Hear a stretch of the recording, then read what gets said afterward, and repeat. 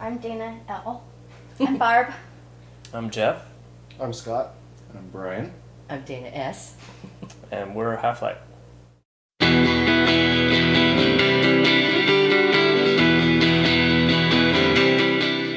Hi there, I'm Mike Forts, and welcome back to Parlour to Parlour. Last time we hit Seattle, back in episode 10, we spent some time with the Purrs, who in turn introduced me to Half-Light. After spending some quality time with the band's 2008 album called Sleep More, Take More Drugs, Do Whatever We Want, I had to return to Seattle. Singer-guitarist Dayna Loeffler had been working with a revolving cast in Half-Light until she put together the current lineup, which includes drummer Jeff Bars, cellist Barb Hunter, bassist Dana Smith, and guitarist Brian Ackley and Scott Mulbire. Yes, that's 3 guitarists. How are they working out that ego balance? It's not really worked out. He's still there's fisticuffs, but you know they have a hose. They hose us down. And I think that the songs just kind of evolve, and there's really no predefined. You know, you play lead guitar, you play rhythm guitar. I think that it just kind of naturally just seems to, you know, each instrument just kind of starts to coalesce as we develop a song. I was really impressed with that when I started, actually, because it does happen naturally. Like, it's not even usually discussed. It just kind of, everybody ends up blending without competing. well, if you write the chord progression, you're pretty much playing rhythm guitar. So you know your role, and everybody else figures out a place to fall into the mix, basically. A big achievement for the band, beyond even coming together with a solid lineup, was securing the services of the church's Tim Powells to mix the record. Here they talk about the experience of working with Tim. I told him, we're getting decent sounds to tape. It won't be that hard. Can I send you something? Would this be possible? I also really like the idea of not being in the same country that mixing's happening, because I hate going to mixing sessions. Just, your voice soloed or your pedal steel soloed. Oh, it's just grueling. And then everybody's like, oh, I kind of want my guitar louder, or I don't really like the way I played that. Can it just not be there? And I was really looking forward to nothing of that going on in my life. So I was really excited when he said he would do it. So he listened to a song first, so he agreed to take a song. I think we sent him a rough. Did we send him a rough demo song? Yeah, we did. Yeah. He was receptive to it, and then it became we'll FTP or we'll mail you these DVDs, and then we'll just keep in touch over email. It became a bit of an odyssey. His studio suffered a bit of a meltdown in the middle of the process. He had to basically rebuild. I think his computer crash, or it essentially blew up. I think it actually caught on fire. Okay. Yeah. He had it almost completely done, everything. He just needed to burn the final takes to disc. But the church were leaving for tour like in a couple hours or something, and he let a buddy use his studio while they were on tour, and that's when the whole thing happened, and he lost everything that he'd done. So what we thought was going to turn around in about 4 to 7 weeks or whatever ended up taking about 6 months before we finally got the final mix. It was awesome. We loved it, but it took a little longer than we thought. Yeah. Yes, and it was worth the wait. So how is the band doing with living up to their album's title? Failing. Failure. Complete failure. It's more what we would like to live up to. That's the ideal. It's an ideal. That'd be our gold standard.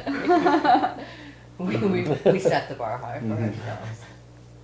I sent it around as a joke title, actually, with a picture I'd taken of some, regal backlit fir trees, and in some Christian rock font I put it on there, and it was like a complete joke, but then everybody liked it, and so, okay, well, we definitely can't use this as the cover, but we can take the title, and I realized it's really, that's the life my cat has, or probably everyone's cat. So what's the Really? drug? What's the drugs part? Just Catnip. Catnip. Totally. Okay. Yeah, he has his little drug station over there, and he just kind of walks over there, and if he wants something, we just dispense it for him, or he dispenses it for himself. And It was funny too because one of the local DJs played a song and said the name of the album and he goes self-released, obviously. It's also, more importantly, why I finally was convinced that it was okay to use it is at the time George W. Bush was in office, and if you watched the national news at that time, there was commercials are almost 100% for drugs on the national news, and they're almost 100% for sleeping medication. And of course, since W was in office and just doing whatever he wanted, I really thought it sort of spoke to the American consciousness or subconsciousness about the attitude that was very prevalent and probably still is. You're deep. Yeah. On a more serious note, the band was threatened with legal action by the makers of the sleep medication Ambien over one of their proposed song titles, which is now called Am Being. I asked permission to use it. I said, we're going to release a small number of these on an independent, and they sent me this letter. They would vigorously protect their copyright, and we had no business using it, so. When they should have been asking to use the song for their commercials because I it's know. a perfect song for sleeping medication. Yeah, so their loss. We figured when they come back and ask us for it, the price is going to go way up. Very steep. They missed a deal on that one. Okay, let's take a look at some of the band's stuff. They love to show off their stuff. I'd wanted one for many years, and the reason I knew that this was the one is because it has atoms, and I'm a scientist, and I thought, it's speaking to me. I mean, the orbitals aren't quite correct with the amount of electrons they have going on, but still. Of course. It's okay. This is my Lewis and Clark carbon fiber cello. It was invented by a cellist from the Boston Symphony Orchestra, actually, because they're always having to do pop concerts in weird weather, so he actually made it like using sailboat making techniques with a carbon fiber weave and resin. And you can spill your beer on it, you can spill your tequila on it, you can spill your other alcoholic beverage on it and just wipe it off with Windex, so it's pretty cool. And then I've got this bitchin' K&K pickup, which is a little company in Oregon that makes a great sound for an acoustic instrument without a lot of feedback, so it's pretty killer. Works for me, except under the loudest conditions, and then I have to go electric. I just got this. This is my newly acquired Fender 12-string Stratocaster. I had thought that they had stopped making these, and about 2 months ago I went to a music store to check out a baritone guitar, and I found this hanging on the wall, and so I just couldn't resist and scrounged up the cash to get it. I'm slowly incorporating it into our set, and hopefully by the time we get our next show I'll probably be playing this. This is the original from their really fantastic album that I bought at their tour in 1992.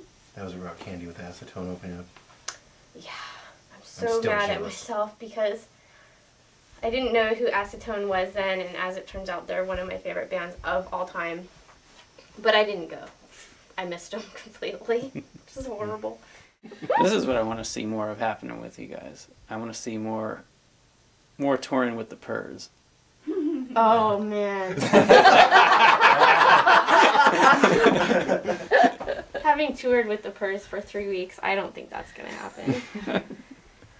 We used It the would same break you. band too. So Yeah, we used That the would same be band. It really would, difficult. The silver bullet. yeah, that would be a huge We'll put problem. 10 people in the van. Oh, we'd have to We strap barely- Scott to the top. Yeah, we barely fit the 6 of us, and all of our stuff was not comfortable. Ew, it was Even cozy. then we pared down because we were using Smaller. Smaller amps. amps. Yeah. amps than what we normally use. Yeah. Oh well, one can dream while drifting off to sleep on some of that drug which we will not name.